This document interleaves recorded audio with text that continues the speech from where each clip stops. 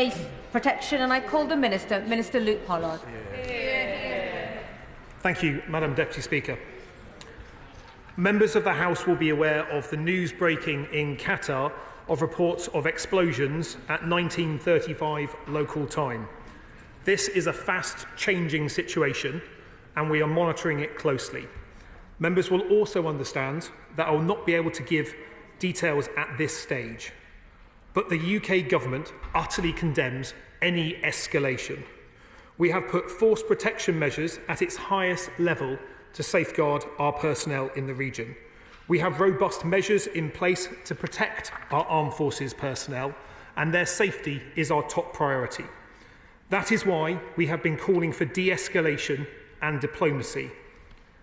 Madam Deputy Speaker, Mr. Deputy Speaker, I'm sure you'll understand that I'll be trying to keep this statement short to return to the Department to be fully briefed.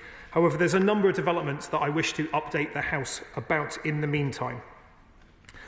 Earlier today, the Foreign Secretary made a statement updating the House on the military action undertaken by the United States, who conducted airstrikes against 3 Iranian nuclear facilities, Fordo, Natanz and Isfahan. No British forces were involved in these US strikes, but the UK and the US share an ambition that Iran can never be allowed to develop a nuclear weapon, and has taken action to alleviate that threat.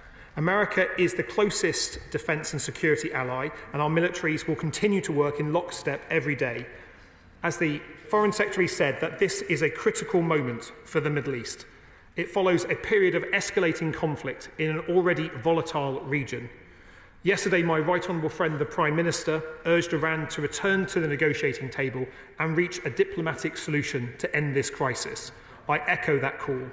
There is no route for Iranian military retaliation that brings this crisis to an end. The only off-ramp for Iran is to get serious and to return to diplomacy. The MOD's #1 priority has been the protection of our people and our bases in the region.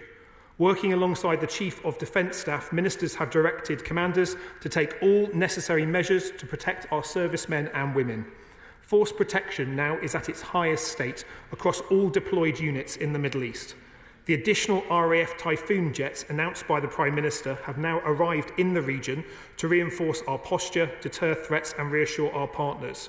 And I want to be clear, we will not rule out sending further capabilities if they are required.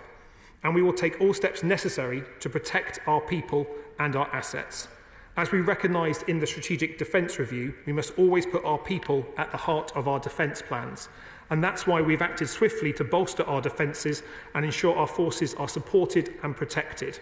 I want to thank all our outstanding personnel who have worked tirelessly in the past few days, often with little sleep, to support the UK's response, both at home and abroad. And further to media reporting over the weekend, I can confirm that we're in contact with the authorities in Cyprus regarding the arrest of a British man.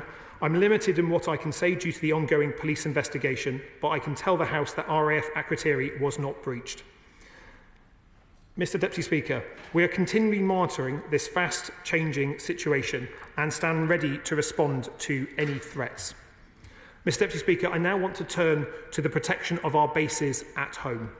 The illegal entry and criminal vandalism by the group Palestine Action at RAF Bryce Norton last week was disgraceful. I can confirm 2 RAF Voyager aircraft were damaged by paint, but there was no further damage to infrastructure or assets, nor has there been any impact on planned operations from Bryce Norton. Mr. Deputy Speaker, not only was this epically stupid, but it was also a direct attack on our national security. Our personnel stationed at RAF Bryce Norton served with total dedication and professionalism. They worked tirelessly to support our armed forces deployed across the world to deliver military assistance to Ukraine, and they have been formally recognised for their contribution in flying humanitarian aid into Gaza. So this action does nothing to further the path to peace. It does nothing to further the Palestinian cause. It does nothing to further any cause. And everyone across the House is united in condemning it. Mr. Deputy Speaker, this must never happen again. I've spoken with the Chief of Defence Staff and the Chief of the Air Staff about this incident earlier today. Enhanced security measures across the whole of Defence have been put in place since Friday, including on aircraft and airfield operating surfaces. RAF patrols have increased. Physical security has been improved at the suspected point of entry at Bryce Norton. And the Defence Secretary has ordered that a full security review is conducted at pace, not only at Bryce, but across the Defence estate. Counter-terrorism policing, South East and Thames Valley Police are leading the investigation to establish the exact circumstances into the events and to identify those responsible. We will continue to work with the police and pursue this unacceptable act of vandalism. This is subject to a live counter-terrorism investigation, so I hope the House will understand that I cannot provide any further details at this time. But this is more than just disruption. Palestine Action's activity has increased in frequency and severity.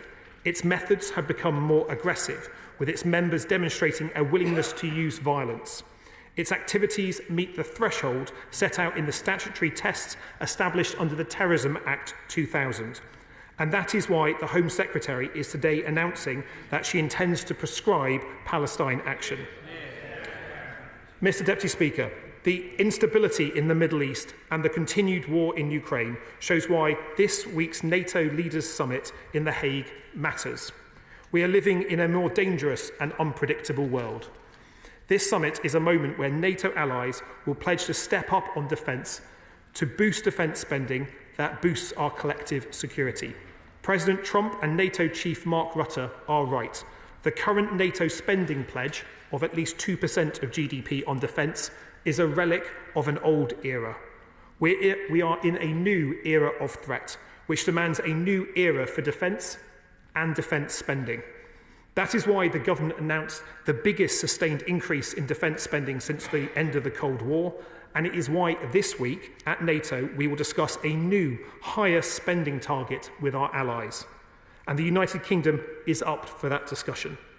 Mr. Deputy Speaker, we will make Britain safer, secure at home and strong abroad, and I commend this statement to the House. Order. Order.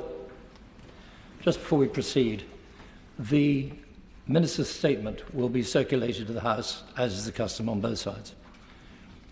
You will notice that it will not be complete, in the sense that there was a preamble that the Minister delivered prior to going into what you will be given. That is to try to reflect the fast-moving nature of the situation. I understand that courteously and properly the two front benches have been informed of that. I hope everybody understands that and will make allowances for it.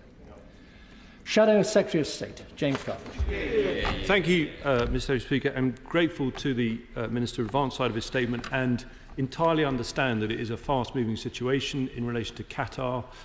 Grateful for the limited update he could provide. We join him in condemning any escalation and look forward to further updates in due course. On Bryce Norton, let me say what the Minister was unable to. The attack on RAF Bryce Norton was not vandalism. This was sabotage.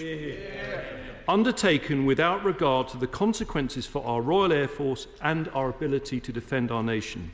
As a result, there must be consequences for those responsible. Can the Minister explain how on earth these saboteurs were able not only to break through the perimeter fence, but cover a considerable distance to reach the precious airfield tarmac, inflict damage to our airframes, and then get out of the base, all without being intercepted? What steps is he taking to ensure rapid reinforcement of perimeter and internal fencing, not just at the specific point of incursion at Bryce Norton, as he describes, but throughout the base and at all other UK bases? What is he doing to ensure sufficient military policing personnel are in place to enforce security and that they have access to effective countermeasure technology? On the drone threat, which is relevant, he knows how quickly military technology is moving. In December, I asked him about protection of UK bases in a written question and whether he would accelerate testing of directed energy weapons, such as lasers, for drone interception on our military bases. He said this work was in development. What progress has he made in the 6 months since? Now, protection of our bases is not just a priority on the UK mainland. Given the confirmation of reports that a man allegedly linked to Iran has been arrested on suspicion of espionage and terrorism offences in Cyprus, can he confirm that all measures being taken to reinforce UK bases will be replicated